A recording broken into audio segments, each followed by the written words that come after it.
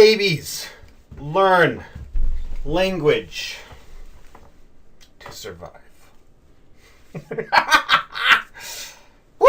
To survive. Okay. Got my notes right here. I don't prepare for these presentations that much, that in depth. I'm thinking about it obsessively. So in a sense, that's my preparation, but I don't prepare how I present it. I write down like this bottom part are my notes.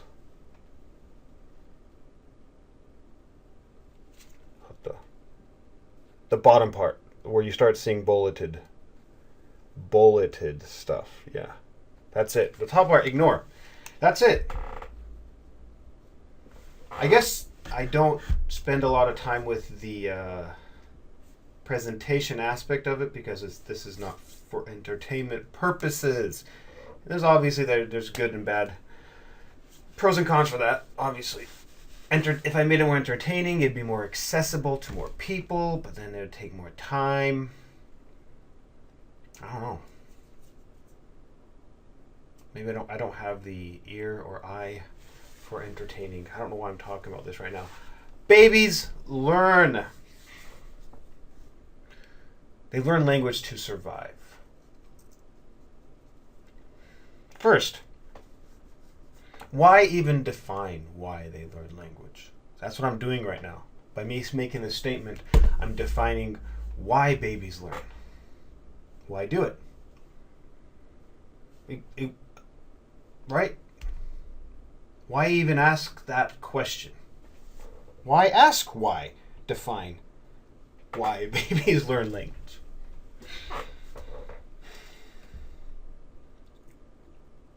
Many reasons. The first one being, well, we take it for granted that babies learn a language. We take it for granted because it just happens naturally. The only time we start a questioning, or the only time we get involved with babies learning a language, is when it doesn't happen correctly. So when we start seeing hiccups in the process, when we start seeing bottlenecks and what's happening, when there's problems, when we see the problems, is when we start addressing it. Exactly how we usually address a disease. We don't start thinking about a disease until we start seeing the symptoms. But we all know, everyone knows, like it's just common sense, you don't address a disease by focusing on the symptoms. The symptoms speak of something deeper, an underlying issue. And that is the thing that we need to get at if we want to solve the problem that is represented by the symptom. Well, it's no different with groups of people and social problems and social issues, including language learning. So we don't usually start addressing the issue of language learning until we are adults. We don't start the process of trying to answer the question how we learn language until we are adults, because that is when the problem comes forth. It is not until we have progressed to some point in our life that we are no longer babies that we start questioning why or how we learn language. We start applying what we learn in linguistics to this field, to a performance context like learning language.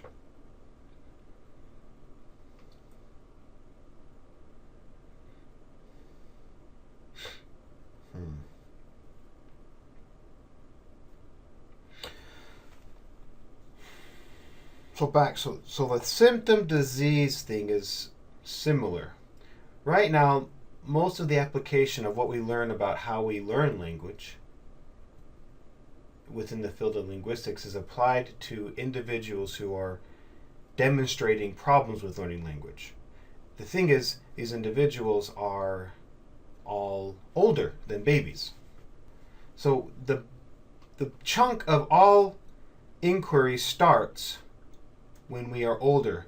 Most typically when we are already in school, when we have already established our first language. So after we had already gone through the process that we take for granted of learning language, and it's now for some whatever reason we need to learn another language, that's when the problems start happening. Like, oh, I can't learn another language, and then that's when we start trying. That's when we start address. That's when we start going to the field of linguistics and trying to get as much data as we can to solve this problem. This problem, though, is a symptom of something. So we're missing the point. We're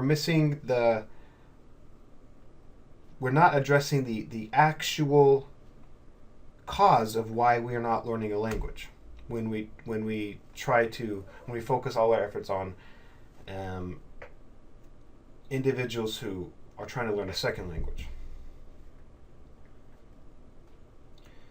So that's why I am defining why babies learn a language, because by defining it at the level of baby, we're defining it at the level where language begins. And whatever we learn from this perspective should be applicable to the entire spectrum of life, human life, and language learning, regardless of the circumstance. So we're getting at the root of the issue. We are creating a scope which then allows us to, the way I see it is, by defining why babies learn language, it acts as a a pathway in between the field of linguistics, where everyone's just freely exploring any theory that they want, any theory that tickles their fancy. Which is why, if you look at the current state of linguistics, it's insane how many different theories there are. There's like functional linguistics, and within functional linguistics, there's just plethora of different ideas of how we learn language, why we learn language. Then there's the traditional, more Chomskyan field of linguistics. The more, the discrete, the more scientifically testable, but some say because it's so discrete, it misses the entire point of language. That field of language, generative grammar, all that stuff. But then within that field, plethora of theories, ideas.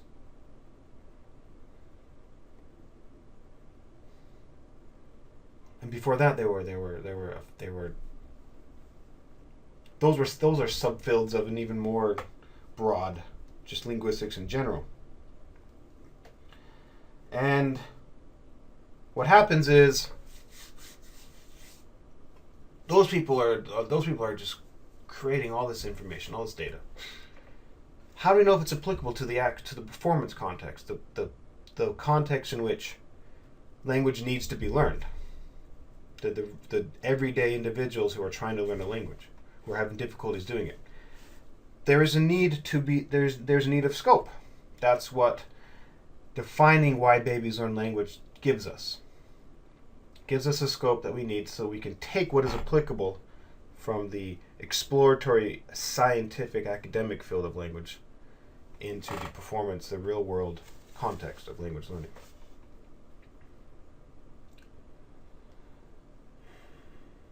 So I propose. So this is basically from my understanding, this is scientific. The process of scientific inquiry. You learn as much as you can, try to get to the heart of the issue, form a hypothesis of what you think the solution is, and test it. The more close you can get to the root, the more accurate your hypothesis will be, and therefore the more applicable it will be, and the more likely the testing of it will work. Well, you can't get more to the root of language learning than defining why babies do it. I think I freaking elaborate on this enough. So, babies learn language to survive.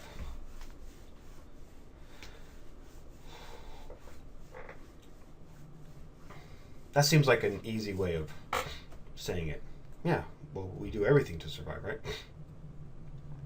Exactly, but then we got to take it further. Well, how does language promote survival?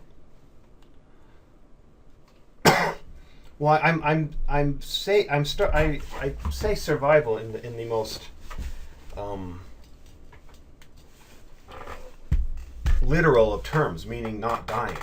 Language ensures babies, in other words, humans, don't die. It's that simple. Without language, we die. With language, we don't die. Well, what do you mean die? How does speaking language allow us to live? It keeps us from dying. Well, it goes back to natural selection. In order to not die, we need two things, two types of health. We need physical health and we need mental health. To overcome the physical health, all creatures, well, especially I'm not gonna say all creatures, but many creatures adopted a pack social mentality of survival for physical health. If you work in numbers, you are more efficient in gathering food, sustenance for your physical survival. Humans are a part of that, those creatures. We function better in numbers.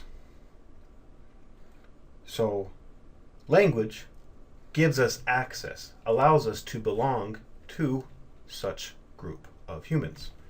We can't belong to the entire human race at any one point because of physicality. I can't belong to a group of humans that live on the other side of the world, outside of just being human.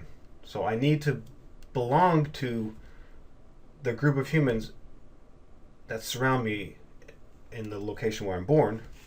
Language allows us to do that. It allows us to sound like them, and that's the first step in belonging, is sounding like them. If we don't sound like the individuals that surround us, we're aliens. And not just humans, creatures don't react well to aliens. We immediately want to do something bad to an alien. That's just what we do. I'm not going to explore that too much. We just know it. If you don't sound like those around you, you are not a part of that group, and you will be taken care of in a hostile way. So language allows us to do that. So that's the first step of survival. We need to sound like the people around us, because then we will have ease of access to the necessities of our physical survival. Well, this is what it is. And so humans became really, really good at gathering the necessities for our physical survival. We became so good at it that it stopped being a need. I mean, we have storages and we have warehouses full of items for our physical needs that last us forever. It's just endless. So we no longer it doesn't even cross our mind.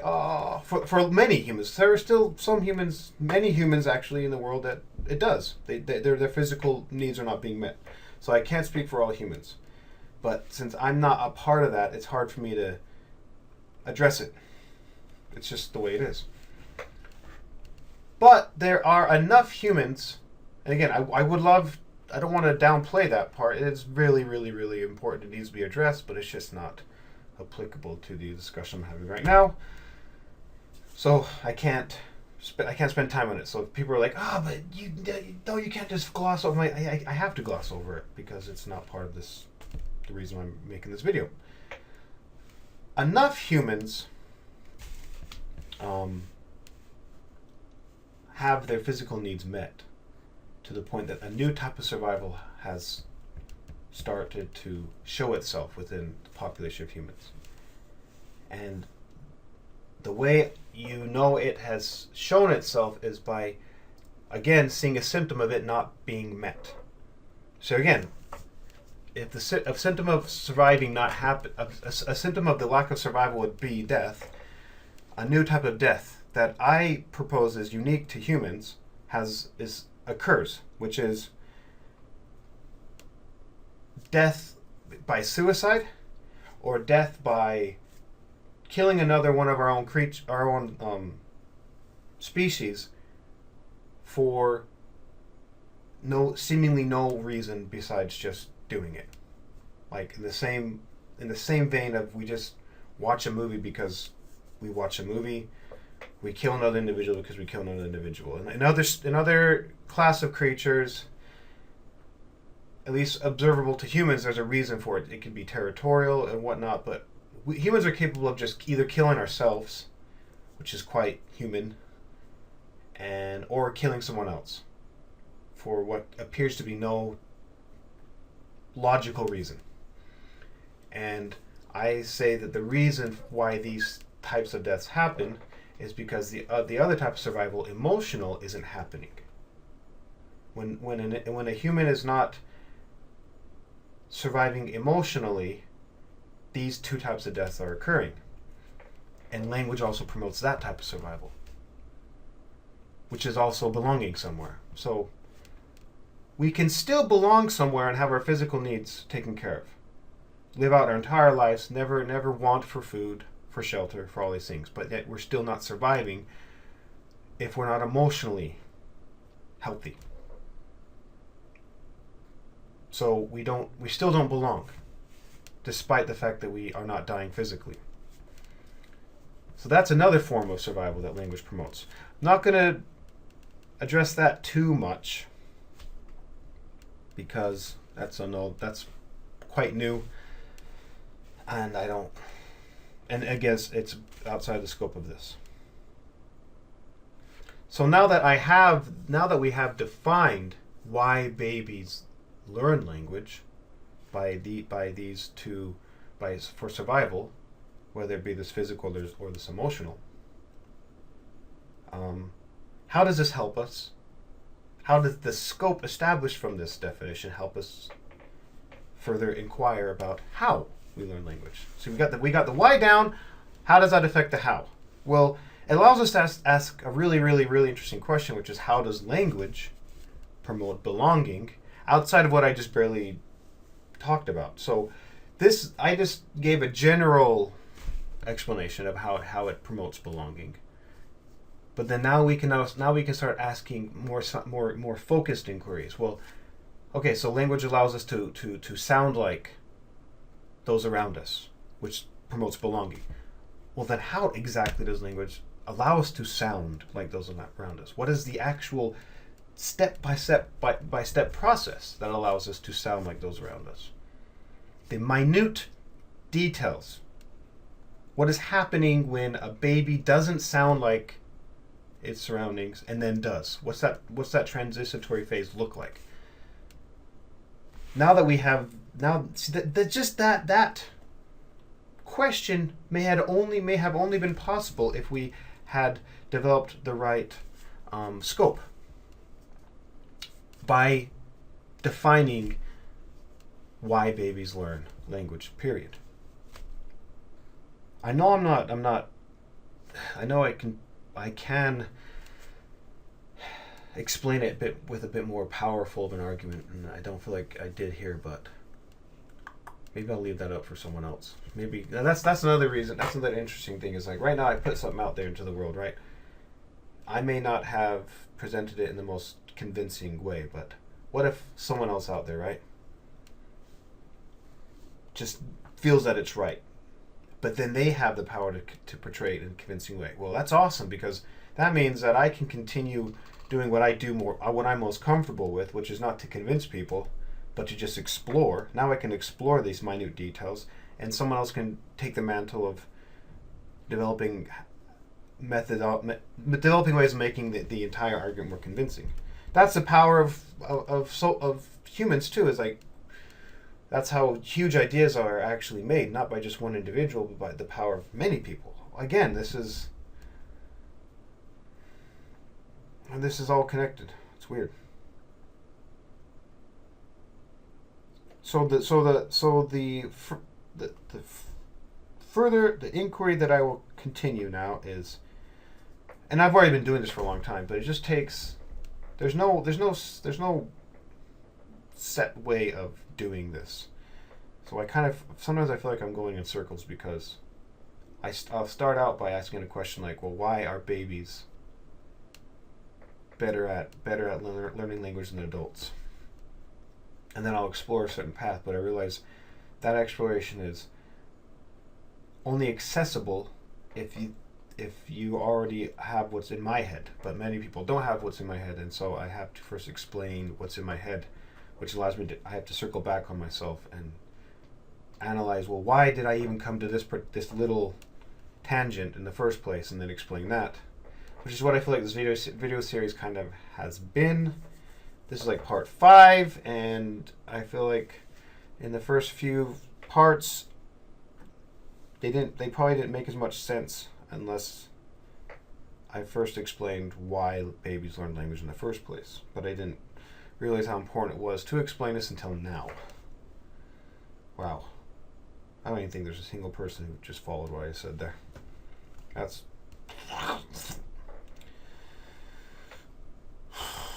yeah, so I'm going to further explore this by answering those minute details. Well, how does a baby mimic, sound like those around it? Because by answering this question, we are answering the minute details of how a baby learns language. Currently, there's a lot of information about the process, like the stages, but not the how part. Like, what is actually happening? The baby does this, and then this, and then this, and suddenly it sounds like the people around it. Like, how does that process? We know that they learn language in these stages. They first start off by learning how to pronounce the different allophonic representations of the phonemes of each language. Then they learn how to combine these words and combine these allophones into one word utterances, and then 2 word utterances, and then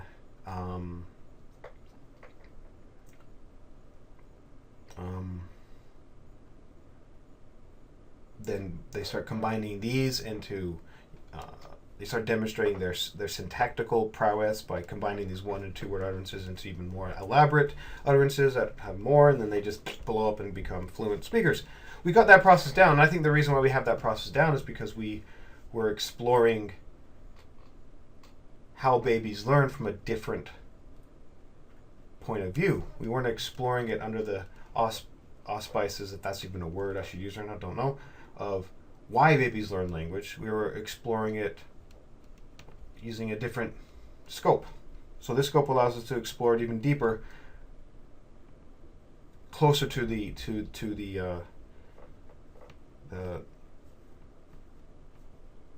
origin of language. How does a baby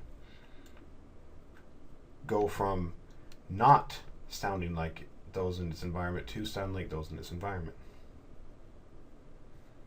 And again, another big reason why this is important to do is because the closer and the more specific and more to the degree that we can understand this process to the minute detail, will allow us to develop strategies that tap into this already established neural network in everyone's brain, since everyone does speak a language or communicate in a language. I gotta stop saying speak, because sign language is also language, but it doesn't involve the mouth. But it still undergoes the same process. So just to allow my inquiries to include all forms of language, not just spoken.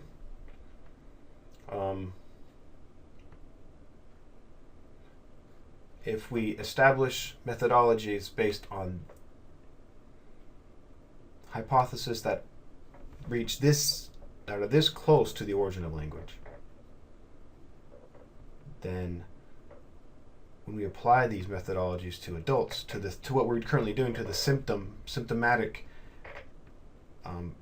instances when language is not being learned, typically adults, young adults, older children, they will be tapping into this already established neural network which exists, instead of being forced to create a new one. That's a huge thing too. That's huge. Because in my mind, what is the point of trying to answer the question, of trying to understand how we learn languages, or why, and all this entire field, linguistic field, everything? What's the point of it if not to help humans learn language, second language, better? The first part's taken care of. That's why it's an instinct. We learn our first language. That's other evidence of why language is necessary for survival, because it happens as an instinct. It happens in our subconscious mind. The reason why our heart beats and all these functions, all these faculties of our physical survival occur prior to our conscious awakening and continue to occur in our subconscious is because they're for our survival. If our conscious mind was in charge of it, we would die. There's no way we would be able to beat our heart, learn language, send responses to different muscles, all these things that we do subconsciously. We wouldn't be able to do it on a conscious level. Language is one of those things, which equates it to language's survival.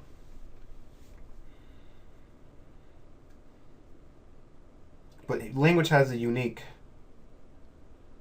characteristic of it's something that we acquire competence in prior to consciousness, but something we use actively in consciousness, which is interesting.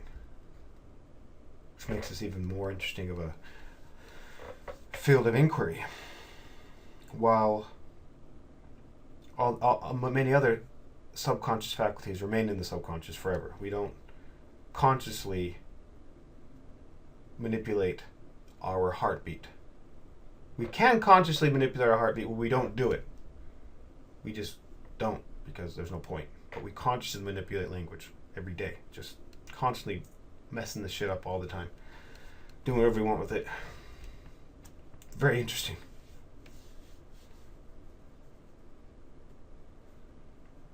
There is a point to consciously manipulate your heartbeat. Again, for our survival, like to breathe. Keep the heart rate low so we don't die. But it's still not the same. It's still not the same as language. Like we don't.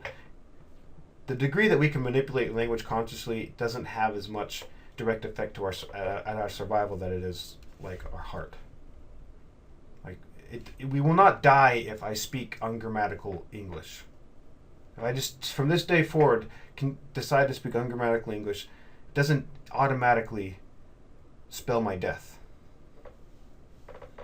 Or if I just decide to stop using one word or over another, or decide to just, I'm not going to speak English anymore, I'm going to go to a different country, I can still live out my entire life and survive while consciously manipulating language. So it's a very unique thing. It's really fascinating. I really like it.